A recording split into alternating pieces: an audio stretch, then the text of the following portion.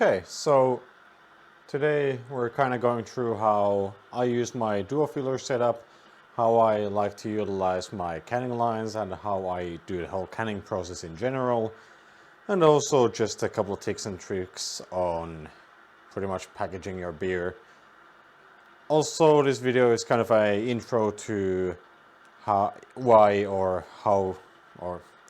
mostly why you should get a Duofiller if you want to save time in your packaging, and also if you want to have a clear quality product time after time without stressing about oxygenation or fill rates or pretty much anything in a homebrew scale. So yeah, the first thing you of course want to be sure to check before you start even attaching everything to your canning lines is that the beer you're about to can is of the quality you want it to be. For example, here I have my own kegerator and my taps are attached to the kegs inside of the kegerator, and in there is a ordinary bitter I'm about to be canning today. So let's check the quality of that beer. Let's just take a deciliter of the beer, see if it's at the carbonation level we want, if it's at the clarity level we want. Well, this has been filtered through a 1 micron filter, so it should be at the clarity level I want. The carbonation seems to be good enough. It has been in the kegerator for a couple of weeks already, so it has had time to stabilize completely.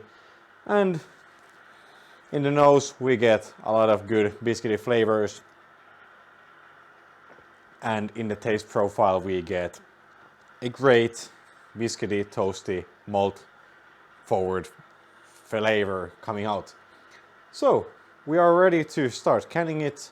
So what do we do first? Well, first we have a keg full of sanitizer. I just happen to have a full 18-liter keg here. I usually have a smaller one, but it's what I have currently. And if we take a look inside of the kegerator, we see quite of a fuzz going on around there. With my setup, what I've done is I've put a canning line through the kegerator door, and it goes into a separate ball lock connection inside of the kegerator. So first we take the connection and we take the carbonation line that we have attached to our ordinary bitter, which is the number 2. Pro tip: put some numbered tape around all of your connections so you can always check which connection leads to which tap, and so on and so forth. It really helps when you have a jumbled mess of tubes going around. So we'll attach the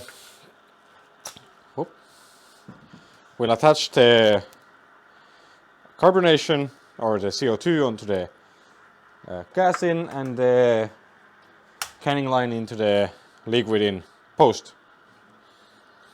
After that, let me just fix the camera.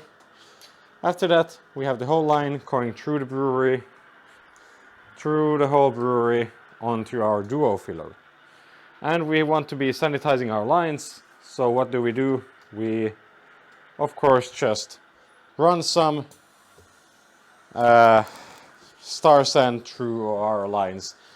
I currently have Star San in 2 forms. I have the ChemiPro, whatever it's called nowadays. I have the ChemiPro CIP, which is the clean in place one that I use for cleaning my unit tanks, and then I have just the casual sand that I use for pretty much anything that doesn't foam all too much. We just run the sanitization through the whole lines for a minute or two, and while we're at it we just might spray the whole system through with Star San. I usually do this before and after canning, so it should be clean enough, but it never hurts to be sure. Maybe better be safe than sorry with this stuff. Now just sanitize everything we're going to be touching into today, and take a sip of my Dr. Pepper. So yeah, the lines have been run through with sanitizer, so we can move on to the next step, which is attaching our actual beer lines. So with a kegerator setup, it's really easy because we have the same lines for our sanitization as we have for our beer. So we'll just take the CO2, attach it onto the keg we want. This is number 2 keg. And then we'll take the sanitized line and replace the tap line, which goes to the faucet in the front of the kegerator, and replace that with the sanitized line we just went through.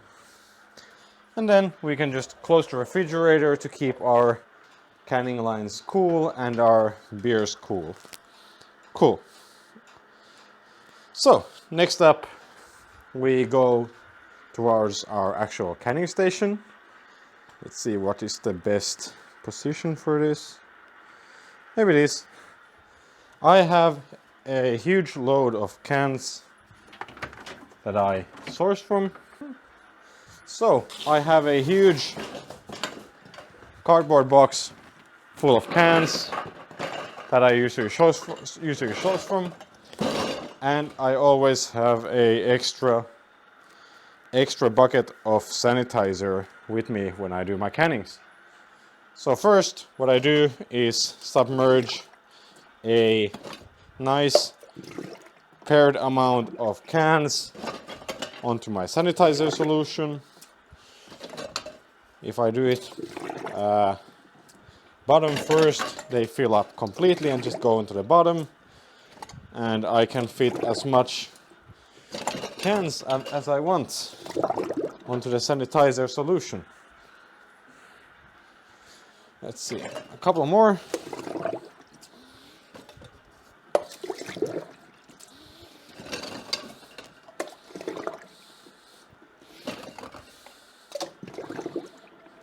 Yeah, with sanitization I usually go with the road of being safer than sorry, so I just have a bunch of leftover sanitizer that I have from my brew days, for example, and I just submerge all of my cans in there. And I have a smaller container for sanitizer that I want to be using with my can lids. So if you have never canned before, can lids are this kind of a small contraption, so they're just lids for our cans. Who would have guessed? And for those, I just dump them into the sanitizer liquid, and I try to get them off each other so each can lid gets the sanitizer treatment. I usually put like 20 lids at a time, and then I add when I need to be adding, because if you add too much, they'll just stack up and they won't be getting sanitized.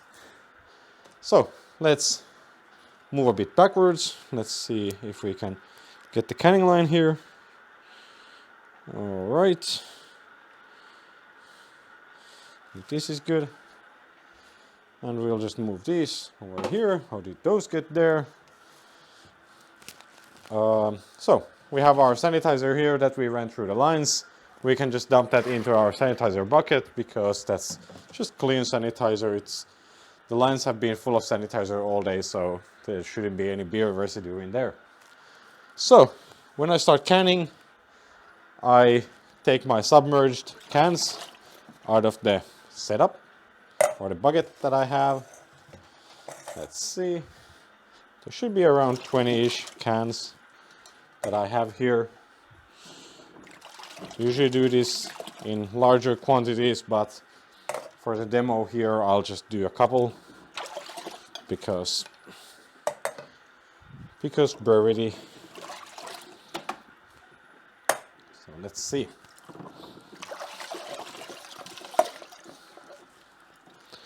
So these have been sanitized with Stanistan or ChemiPro or whatever you want to be using as your sanitizer, and I'll put them the opening upwards so they won't have any gunk attached to them from the table I'm using.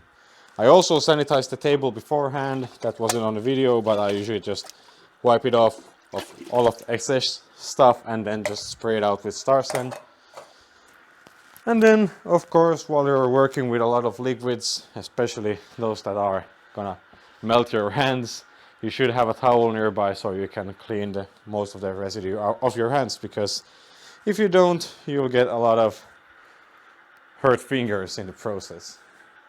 So yeah, this is my current setup. I have my cans here, I have my lids there, I have my Duofiller there, and my Cannular over there. And let's move just a little bit backwards so that the camera can see. So the basic flow of my canning day is that I run both of these until they run clear with beer, instead of running clear with the sanitizer solution we just put in.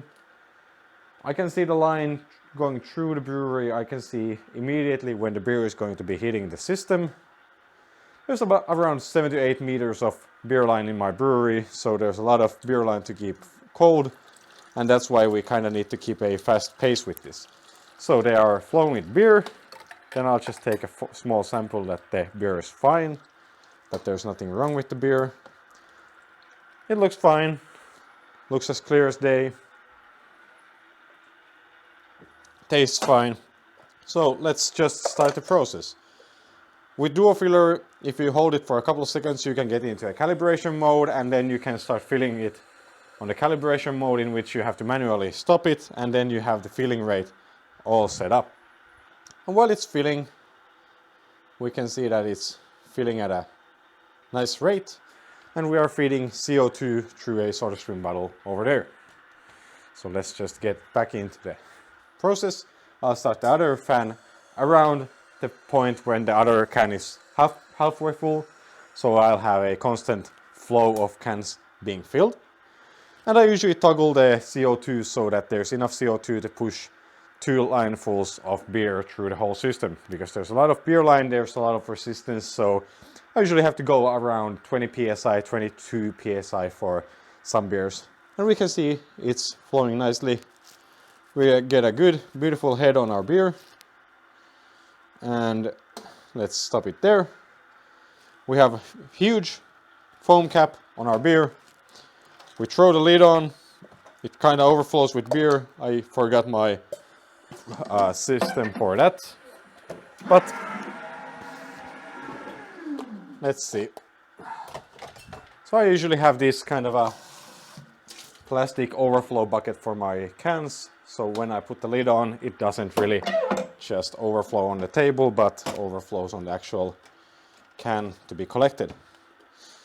So yeah, cap on foam, as you do with bottles, as you do with everything, and just every time you are ready with one can, you just put another can in and you just throw them out.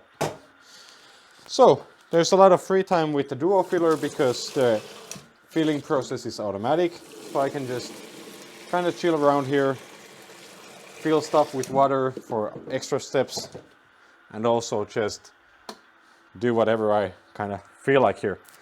We kind of got a lower fill here, so the first fills are usually a bit more foamy because the lines are still warm and everything, so we need to calibrate it again.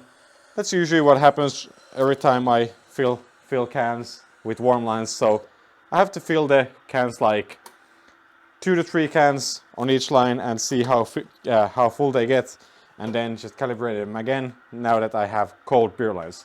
On the other line we had the same thing, so we'll just dump that also. We could just package those. It's not the end of the world that there's a couple of centimeters being left out, but I like to keep my quality quite high, so I won't be packaging those because I don't want to be marking them as like a lower end product, so I want to be keeping them separate, and maybe I'll just drink them at the end of the day. It's a 3% ordinary beer, so it's not gonna be impairing my brewing levels, so to say. So as you can see, I kind of have a lot of time to shoot shit here. We get the other can filled, we get the foam cap ready, and then we know that it's filled, and we already saw some liquid on the top, so we know it's actually filled up to the brim. So now we have our rightmost setup calibrated, and we don't need to be worrying about that anytime in the whole process from now on. And we can get onto our flow, so we just calibrate the other one. There, we have the nice foam cap. We put the cap, we put a new can in, we put that into the cannular. We get it out of the cannular, and I put a small lid here for washing the cans because they have the small foam overflow every time, because that's how I like to roll, because then I know there's no oxygen. And then I can just wash them and put them onto our separate table here.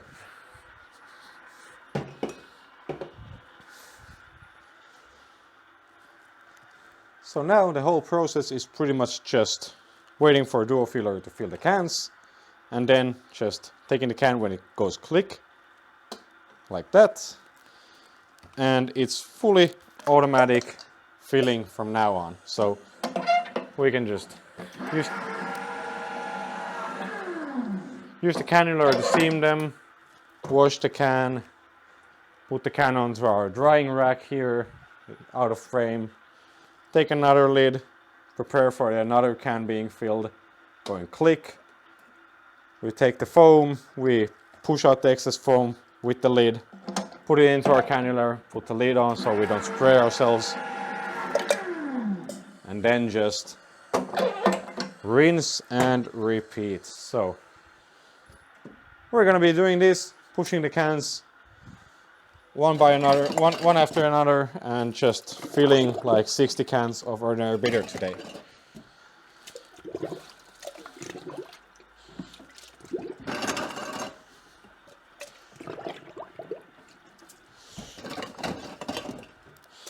And since I have this free time here, I can just prepare the next set of cans by dumping them into my sanitizer solution, and then just when I hear a click, I get back to the machine and I start seaming the can and prepare another can for a seaming.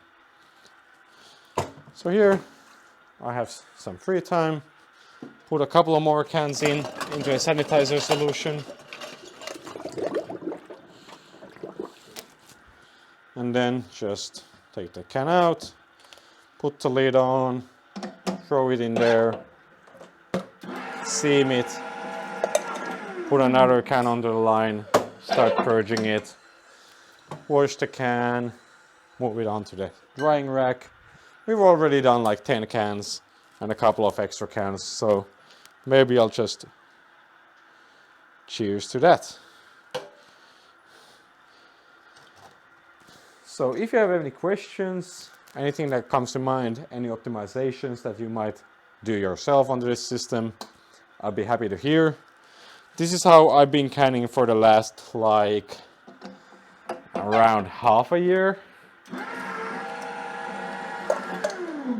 And before this I had the Kegland beer gun, but my hands just couldn't work with it. Like, my hands were so tired and so broken after a whole canning day, so that's why I kind of switched for a Duofiller.